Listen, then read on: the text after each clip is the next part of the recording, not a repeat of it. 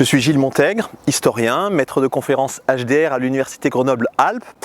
et je suis ici au jardin d'Ermenonville, au nord de Paris, pour vous parler de mon dernier livre, publié aux éditions Talendier, qui s'intitule « Voyager en Europe au temps des Lumières, les émotions de la liberté ». Alors, j'ai choisi d'être ici au jardin d'Ermenonville car c'est un lieu emblématique à la fois du renouveau de la pratique du voyage au XVIIIe siècle et en même temps un renouveau de l'art des jardins au cours de ce même siècle des Lumières. Au tournant des années 1770, le marquis de Girardin a fait de ce domaine d'Ermenonville l'un des tout premiers jardins à l'anglaise créés en France, à l'image de ces parcs paysagers que les Anglais développaient depuis le début du XVIIIe siècle, en laissant une place beaucoup plus grande à la liberté de la nature. Quelques années plus tard, le philosophe Jean-Jacques Rousseau vient y passer les derniers instants de sa vie, jusqu'à y mourir, ici en 1778. Son corps sera enterré ici même sur l'île des Peupliers et il y restera jusqu'en 1794 lorsque les révolutionnaires le transféreront à Paris, au Panthéon. Rousseau a dans ses écrits promu un nouveau rapport des sociétés à la nature. Il a aussi, en particulier dans un chapitre célèbre de l'Émile, publié en 1762, revendiqué de nouvelles manières de voyager, écrivant en particulier que pour bien voyager, il faut voyager à pied. On sait que Rousseau a eu de très nombreux lecteurs de son vivant. On sait moins qu'il a eu également de très nombreux suiveurs, c'est-à-dire des femmes et des hommes qui se sont donné pour objectif d'arpenter les chemins et les routes de l'Europe en tenant compte des leçons philosophiques données par Rousseau et par les autres philosophes des Lumières. Alors, ce que les lecteurs vont découvrir en lisant ce livre, c'est que le voyage à pied et l'intimité du rapport à la nature ne sont pas des inventions, comme on l'a longtemps cru, du romantisme ou du XXe siècle, mais qu'ils sont profondément liés à la culture, à la philosophie des Lumières.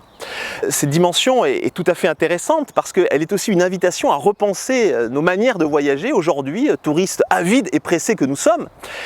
Et il est à ce titre important de revenir un petit peu sur l'histoire du voyage. Cette histoire du voyage, elle se cristallise en deux grands moments, deux grands temps en réalité. Il y a le temps, l'époque la plus récente, qui est l'époque du tourisme. Alors le tourisme fait son apparition, on le sait, au XIXe siècle, avec la révolution des transports, qui permet à un nombre accru de personnes, de couches sociales, de voyager. Et puis, avant ce temps du tourisme, il y a le temps de ce qu'on a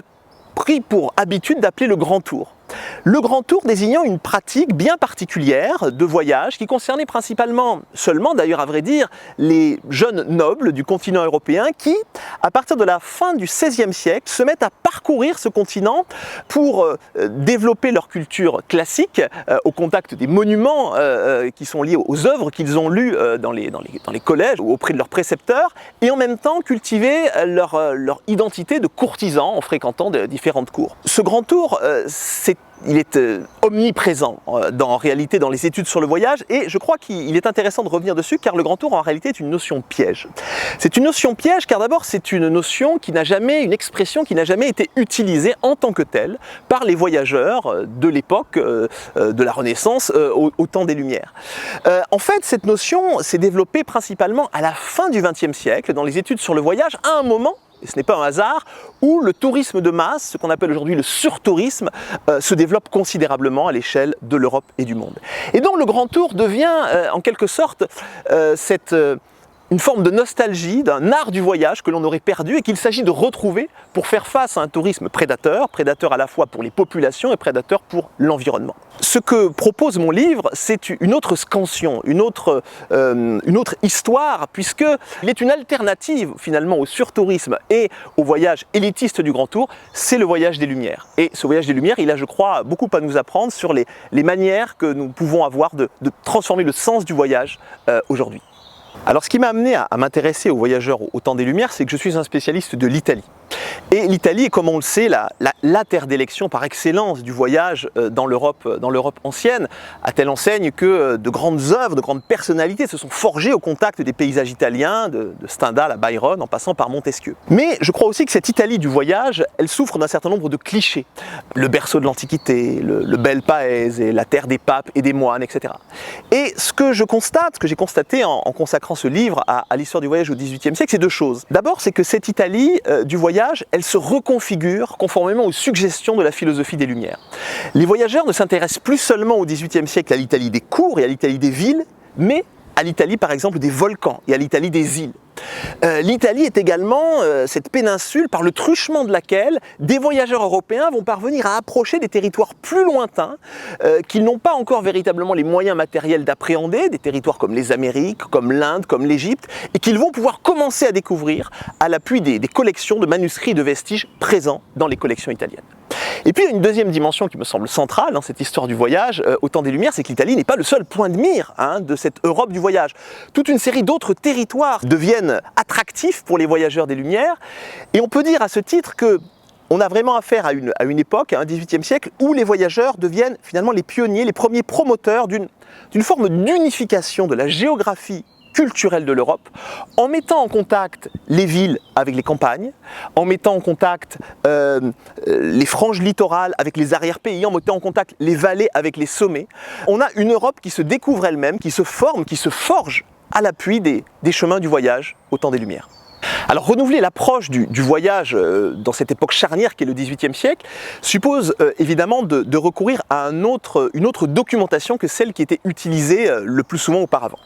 Comme documentation pour disons, forger cette histoire du voyage, on a évidemment des récits, des écrits de voyage qui sont publiés dans le courant du XVIIIe siècle, qui sont très nombreux puisqu'il y en a plus de 3450 au fil du siècle. Ces récits de voyage, ce sont des sources fondamentales que j'ai utilisées,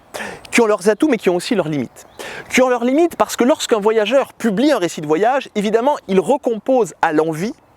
a posteriori, après son expérience, après son parcours, et en fonction aussi, il faut bien le dire, des attentes de son lectorat, une forme de parcours qui est quelque part idéalisée, qui est une idéalisation rétrospective de son itinérance. Je crois que pour comprendre le sens véritablement émancipateur, socialisateur qu'a eu le voyage au temps des Lumières, il faut non pas délaisser complètement, mais faire en sorte que ces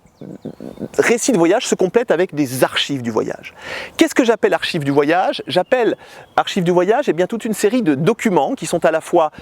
principalement des manuscrits, mais qui sont à la fois en tant que manuscrits des journaux, des lettres, des notes, des dessins, des graphiques, des carnets, qui documentent le voyage au jour le jour, qui documentent le voyage en train de se faire et qui donc montrent le voyageur aux prises avec aussi les difficultés de la route et aux prises avec des émotions qui se construisent au ras du sol, au fil du chemin. C'est en cela que j'ai essayé de renouveler cette approche et je dois bien dire que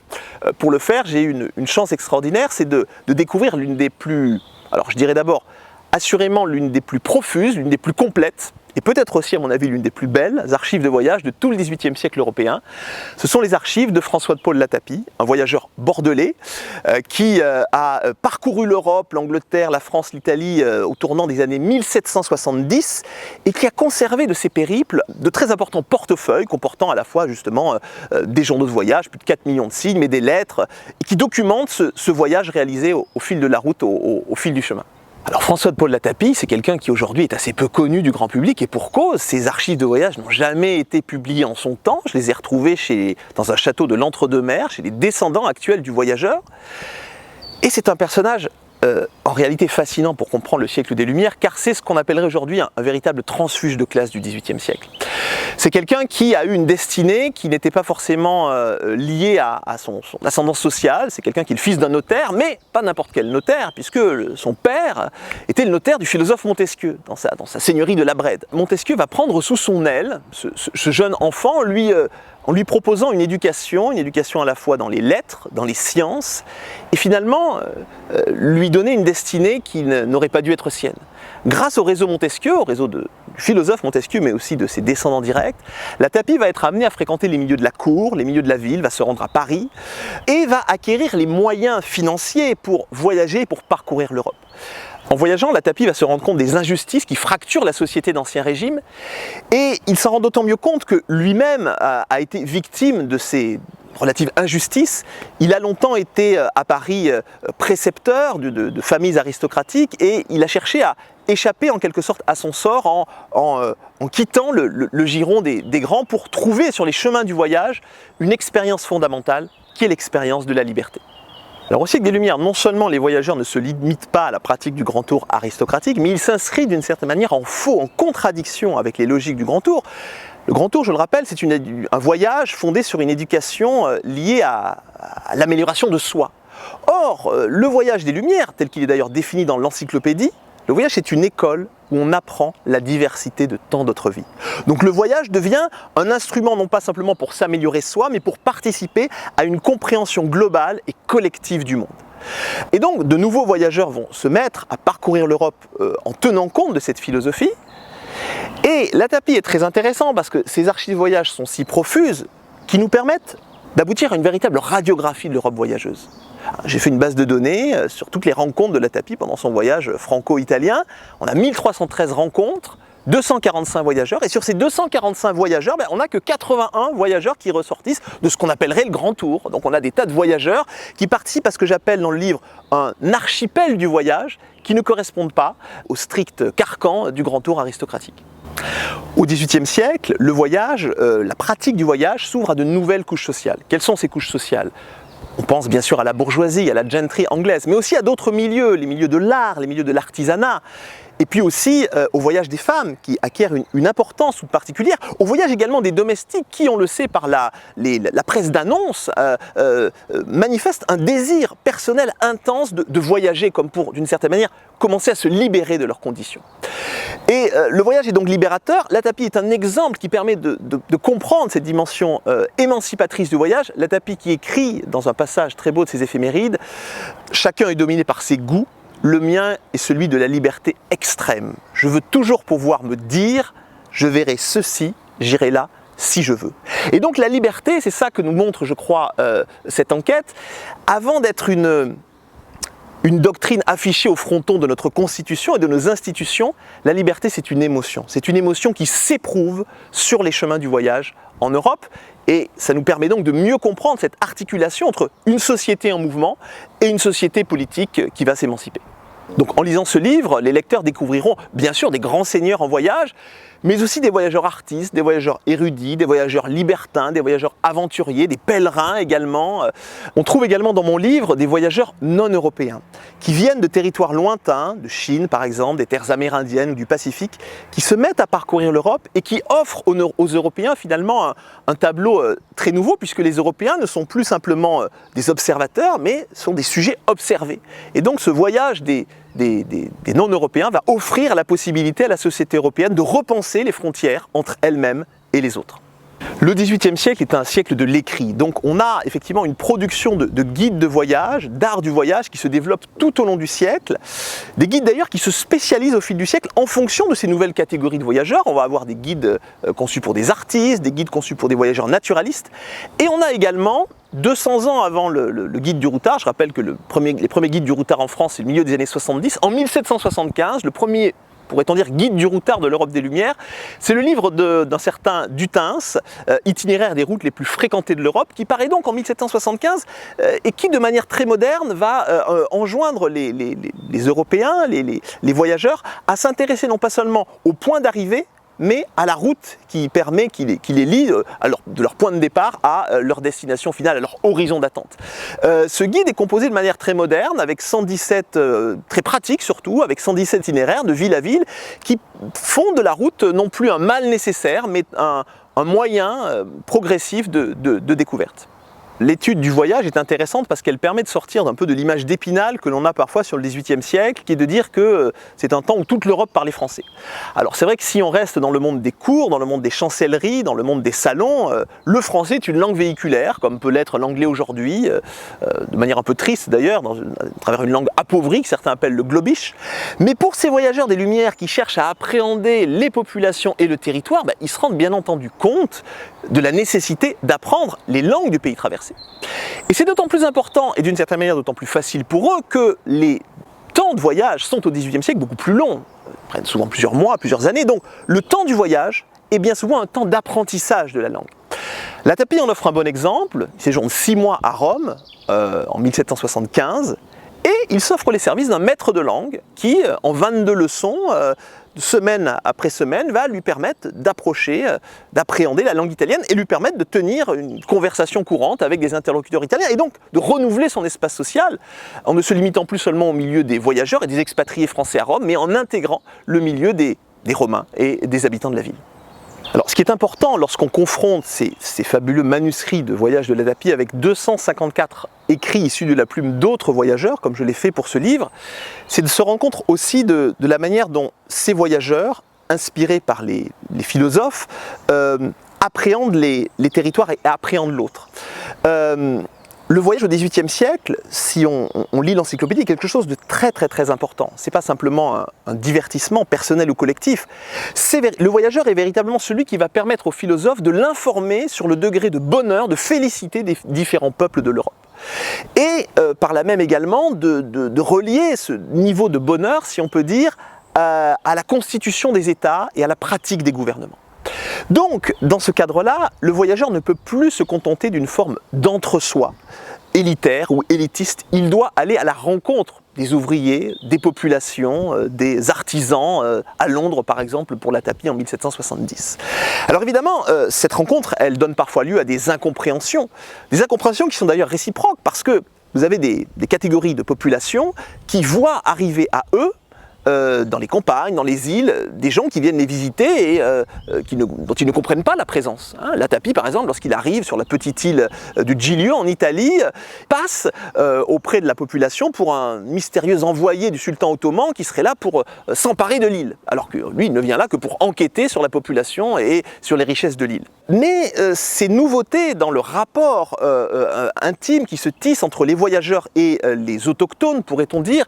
je crois qu'il donne lieu aussi à des collaborations très fortes, des collaborations d'ailleurs qui rappellent un certain nombre de choses qui ont pu advenir par la suite. Je pense par exemple à la très belle entente entre un voyageur russe et un autochtone sibérien qui est mise en scène dans le magnifique film de Kurosawa, Derzu Uzala. Et cette rencontre entre les voyageurs et les couches populaires, c'est pas simplement un fantasme philosophique. Dans la base de données que j'ai établie des 1313 rencontres faites par Latapi pendant son voyage, on se rend compte qu'il y a 24% de personnes qui relèvent des couches populaires. Ça veut dire que les archives de voyage nous permettent aussi d'appréhender quelque chose que l'on peut voir dans les œuvres d'art de la même époque, c'est l'irruption du peuple sur la scène politique. Je pense à ce titre aux très belles fresques de Tiepolo, le père et le fils, de Giambattista à Giandomenico Tiepolo. Chez le père, on voit des figures allégoriques, mythologiques, une société princière aristocratique. Chez le fils, on voit, dans ces très belles fresques que l'on peut découvrir aujourd'hui dans les villas près de Vicence ou à Venise même, au musée de la Carrezzonico, eh bien on voit des paysans, des artisans, on voit le peuple qui fait irruption littéralement sur la scène politique. C'est aussi ça, je crois, la leçon que nous donnent les Lumières. Alors, l'expérience du voyage peut aussi être une expérience très violente pour ces nouveaux voyageurs. L'expérience d'une stigmatisation sociale qu'ils éprouvent à l'aune d'une société du voyage qui est désormais composite et qui met aux prises des aristocrates voyageurs, très sûrs de leur puissance, de leur naissance, et des voyageurs qui valorisent davantage les talents pour faire leur entrée en quelque sorte dans cette nouvelle société des Lumières.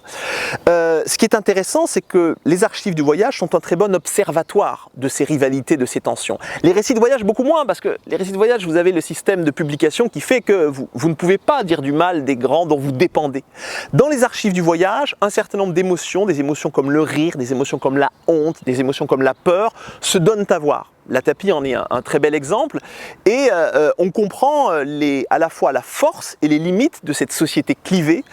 qui est celle des Lumières, société clivée qui va donc donner lieu nécessairement à des mouvements de rébellion qui, avant d'être des rébellions politiques, sont des rébellions intérieures. Et ça,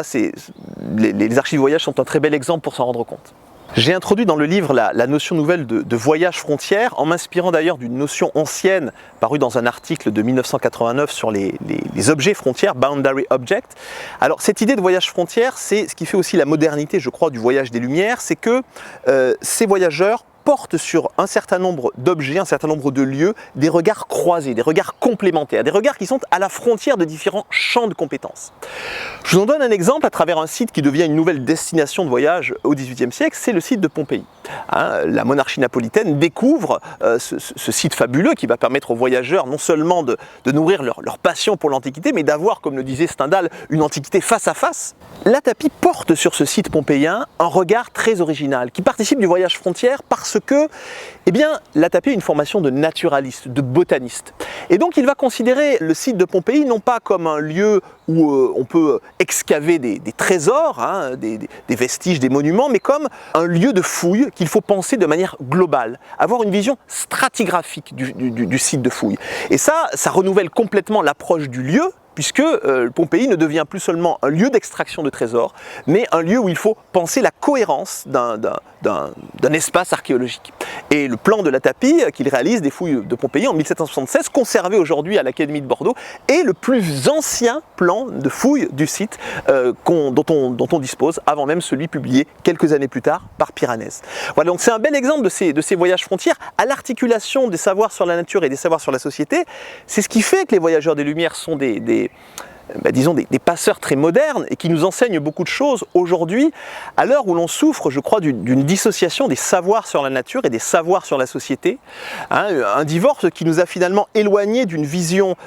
humaniste du monde naturel et en même temps d'une vision naturaliste des sociétés humaines. Et je crois que les voyageurs du XVIIIe siècle, à travers ces voyages frontières qu'ils sont habitués à pratiquer, nous réconcilient avec ces deux formes fondamentales de savoir qui sont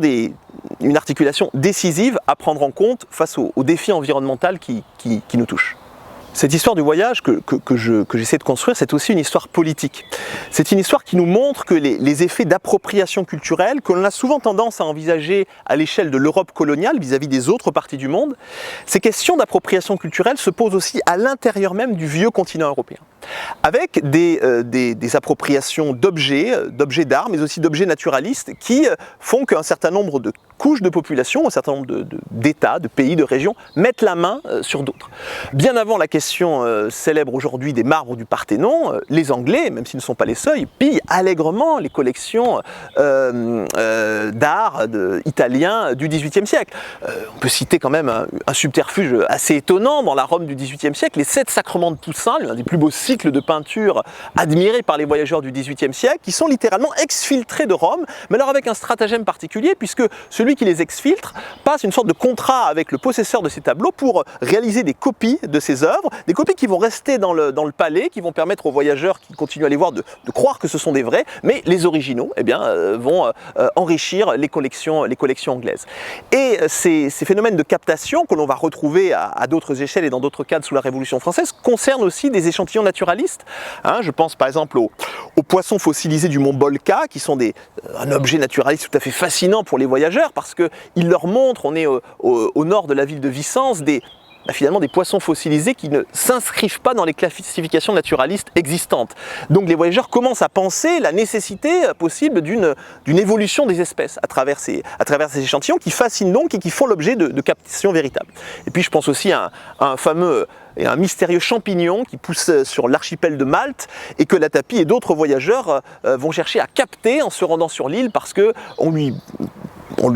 imaginait au XVIIIe siècle des vertus thérapeutiques extraordinaires qui se sont avérées d'ailleurs par la suite tout à fait fantaisistes. Ce que révèlent les archives du voyage, c'est aussi un monde du voyage, une société des Lumières qui est saturée d'émotions. Je crois qu'on ferait tout à fait fausse route si on imaginait ces voyageurs du temps des Lumières comme de simples encyclopédistes froids et calculateurs. Le voyage des Lumières, c'est un voyage de la raison, oui, mais c'est un voyage de la raison sensible. Et la pratique du voyage est l'occasion pour les voyageurs de développer une mobilisation véritablement synesthésique des 5 sens. Le voyage est un moment où le goût, l'odorat, le toucher, la vue évidemment se mobilisent et se font écho les uns vis-à-vis des autres. Je pense par exemple à la question du goût qui est très importante dans les écrits de voyage et me vient en tête l'expression assez singulière du voyageur anglais Peter Beckford qui écrit qu'un voyageur épicurien devrait déjeuner à Londres, prendre le goûter l'après-midi en Suisse et puis souper le soir à Paris. Alors, ce que révèlent les archives du voyage, c'est que cette culture de la sensibilité, de l'émotion, c'est pas une culture qui est seulement tournée vers soi, vers l'individu, mais c'est une culture qui revêt un aspect profondément pluriel et collectif. Les voyageurs forment au XVIIIe siècle de véritables communautés émotionnelles, pour reprendre une notion qui a été forgée par l'historienne du Moyen-Âge américaine Barbara Rosenwein. Et ces émotions collectives, ce qui m'a intéressé dans le livre, c'est de montrer qu'elles sont consubstantiellement esthétiques et politiques. Elles sont bien sûr esthétiques. Les voyageurs s'enorgueillissent d'un amour pour l'Antiquité, d'un amour pour le spectacle sublime de la nature à travers les volcans, d'un amour pour le pittoresque aussi de la nature au détour d'un chemin. Mais ces émotions esthétiques ont un lien consubstantiel avec la politique. Et je crois que pour le comprendre, on pourrait terminer en examinant l'un des voyages de Latapi, qui est le premier qu'il accomplit en Angleterre en 1770. Il va à Londres, mais très rapidement il s'éloigne de la capitale londonienne pour aller visiter les jardins anglais. Et pour aller visiter en particulier le plus célèbre des jardins anglais de l'époque, très célèbre en même temps très méconnu, c'est le jardin de Stowe. Rousseau, dans la nouvelle Héloïse, vante déjà ce jardin sans lui-même jamais l'avoir vu, comme un des lieux les plus enchantés de l'Angleterre. Et donc Latapi va se rendre à Stowe, décrire les différentes fabriques, comme on les appellerait en France, c'est-à-dire les différents monuments qui se trouvent dans ce très beau jardin, et les donner à voir à des lecteurs avec un livre qui, lui, va être publié, mais anonymement, c'est pour ça qu'on a retenu le livre, mais on n'a pas retenu le nom de Latapi, un livre un peu gigogne, un livre particulier, un livre qui est une traduction d'un livre anglais de Thomas Batley sur l'art de faire les jardins modernes. Et à cet art de faire les jardins modernes, Latapi associe une description des jardins de Stowe, qui joue un rôle très important, car c'est la lecture de cette description dans le milieu des amateurs de jardins en France qui va générer une véritable passion, un véritable engouement. Je voudrais m'attarder pour terminer sur la manière dont, non seulement dans cet ouvrage publié, mais dans son carnet de voyage inédit en Angleterre, Latapi décrit l'un des monuments présents à Stowe, qui est le Temple des gloires britanniques. En observant le Temple des gloires britanniques à Stowe, Latapi non seulement associe l'Angleterre à une forme de modernité politique liée à la liberté politique qui caractérise ce territoire, liberté d'ailleurs qu'il assimile à la liberté de son corps de voyageurs en mouvement dans l'espace anglais, mais il considère que les Anglais font preuve d'une grande modernité en mettant en avant des gloires politiques qui ne sont pas fondées, des gloires politiques ou littéraires ou artistiques qui ne sont pas légitimées simplement par leur naissance. Et il va revendiquer pour la France elle-même la nécessité d'ériger de grands monuments dignes de rendre hommage, non pas simplement aux grands princes, qui sont parfois des tyrans, mais aussi aux bienfaiteurs de l'humanité. Ces bienfaiteurs de l'humanité, on les a quelques années après derrière nous, dans ce temple de la philosophie moderne qui est créé ici à Ermenonville, où sont mises en valeur les figures de Montesquieu, père putatif et spirituel de Latapi, mais aussi Voltaire, Descartes et quelques autres. Et plus tard, le rêve de Latapi qu'il a eu en se promenant dans un jardin anglais va se concrétiser de manière plus institutionnelle encore lorsque sous la Révolution française on créera le Panthéon à la gloire des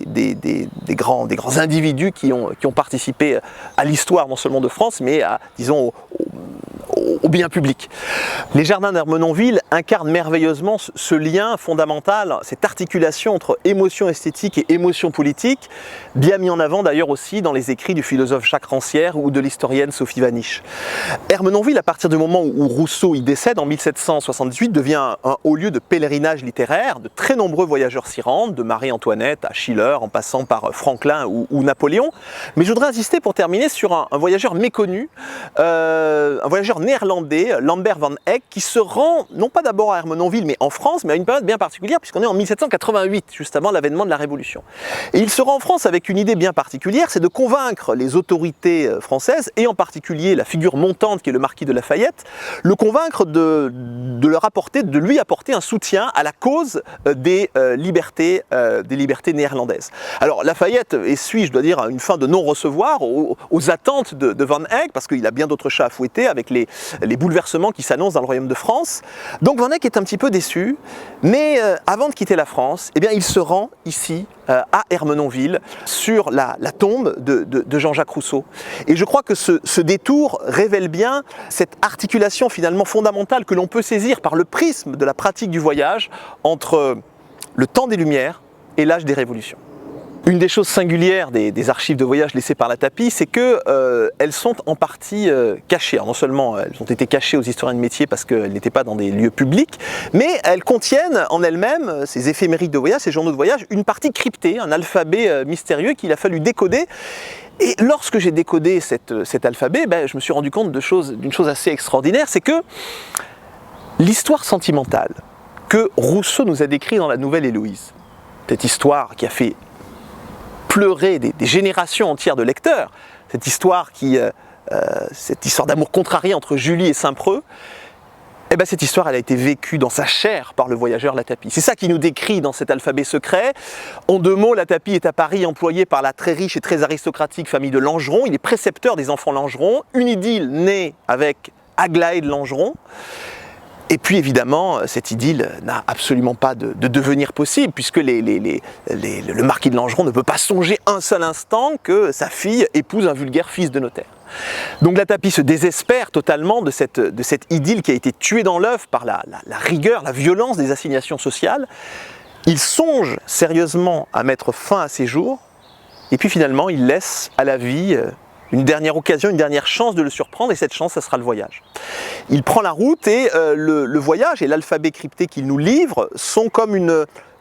justement une forme d'exil émotionnel, une forme de thérapie par le voyage qui va lui permettre de construire au fil de la route cet apprentissage personnel de la liberté.